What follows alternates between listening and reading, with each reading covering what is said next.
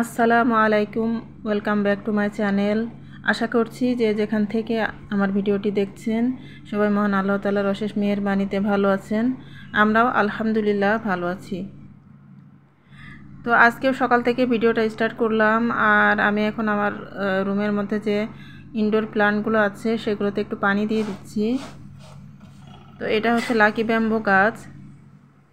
তো এই গাছটাতে একটু পানি দিয়ে দিচ্ছি। তো গাছের গোড়াগুলো শুকিয়ে গিয়েছে, আর ইনডোর প্ল্যান্টে তো খুব কম পানি দিতে হয়, বেশি পানি দেওয়ার প্রয়োজন পড়ে না। তো আমি প্রায় 4-5 দিন পর পর গাছে পানি দেই, কারণ বেশি পানি দিলে গাছের গোড়া পচে যেতে পারে। তো যাই হোক, এখন আমি সকালের জন্য ব্রেকফাস্ট তৈরি করে নিচ্ছি। তো রুটি তৈরি করে নিয়েছি, আর এই যে ডিম ভাজি করছি। ডিম ভাজি, রুটি আর একটা সবজিও করে নিয়েছি, বেগুন দিয়ে আর আলু দিয়ে ভাজি করে নিয়েছি। তো এগুলো দিয়ে আমরা এখন নাস্তা করে নিব।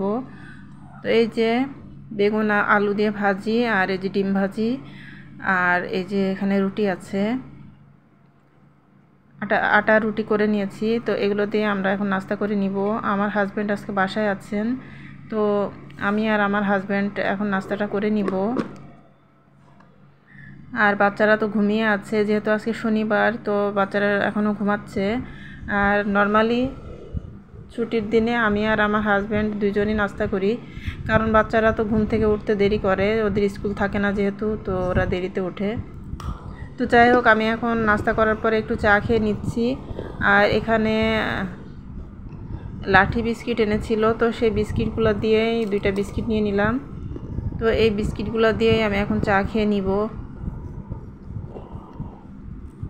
তো চা খাওয়ার পর দুপুরের জন্য রান্নাবান্না শুরু করে দিতে হবে, কারণ আজকে আমার হাজব্যান্ড যেহেতু বাসায় আছে, তো এই জন্য একটু তাড়াতাড়ি রান্নাটা শুরু করতে হবে। আর উনি বাসায় না থাকলে অতটা তাড়া থাকে না, আস্তে ধীরে করলেও চলে, কিন্তু উনি বাসায় থাকলে তখন একটু তাড়া থাকে যে তাড়াতাড়ি রান্নাটা করতে হবে। তো যাই হোক, আমার এই যে চা খাওয়া হয়ে গিয়েছে, আর এখন এই যে বরবটি, আমার কাছ থেকে কিছু বরবটি পেড়ে নিয়ে এসেছি। আর আগের কিছু বরবটি পাড়াই ছিল, তো সেগুলো একটু ফ্রিজ থেকে নামিয়ে নিলাম। এই যে এগুলো আগের তোলা ছিল, আর আজকে পেড়েছি।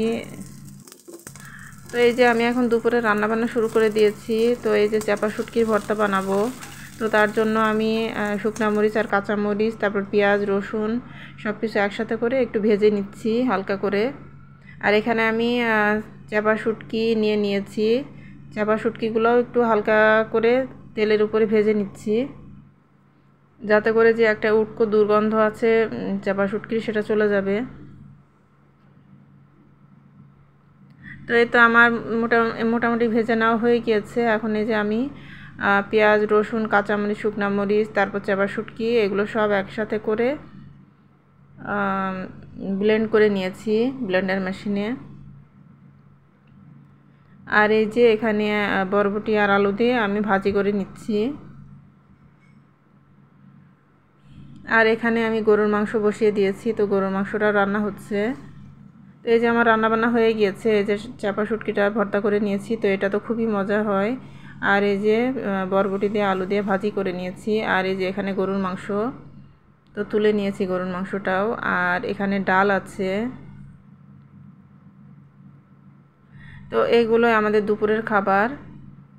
তো চাপা শুটকির ভর্তাটা পরের অংশটুকু আর রেকর্ড করা হয়নি, আমার মনে ছিল না রেকর্ড করার জন্য। তো আসলে আমার হাজব্যান্ড বাসায় থাকলে একটু তাড়াহুড়ো করে রান্নাবান্না করতে হয়, তো তখন রেকর্ড করতে গেলে একটু ঝামেলা হয়ে যায়।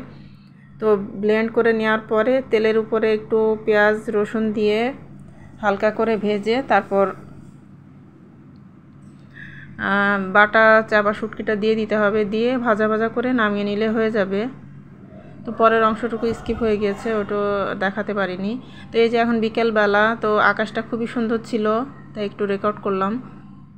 আকাশটা অনেক সুন্দর ছিল। তো সন্ধ্যার পরে এই যে একটু নাস্তা রেডি করে নিয়েছি। এখানে পুরি আছে, ডাল পুরি, আর আম আছে, আর এই যে গাব, বিলাতি গাব। তো সব কিছু কেটে কুটে রেডি করে এই যে নাস্তাটা এখন রেডি করে নিয়েছি। তো আমরা এখন সবাই মিলে নাস্তাটা করে নিব। তো ডাল পুরিটা অথবা আলু পুরি, এই পুরিগুলো আবার আমাদের সবারই অনেক পছন্দের। তো আমার বাচ্চারাও অনেক পছন্দ করে। আর এই যে গাব, বিলাতি গাব যেটা, সেটা আমি আগে কখনো খেয়েছি বলে আমার মনে হয় না। তো এবারই ফার্স্ট টাইম আমার হাজব্যান্ড এনেছেন। তো খেতে খারাপ না, বেশ ভালোই আছে। তো এই তো আমরা এখন নাস্তা করে নিব। আর এই যে এখন আমি একটু সস ঢেলে নিচ্ছি, বাটির মধ্যে একটু সস নিয়ে নিচ্ছি। তো সস দিয়ে আর পুরি দিয়ে খেতে বেশ ভালোই লাগবে।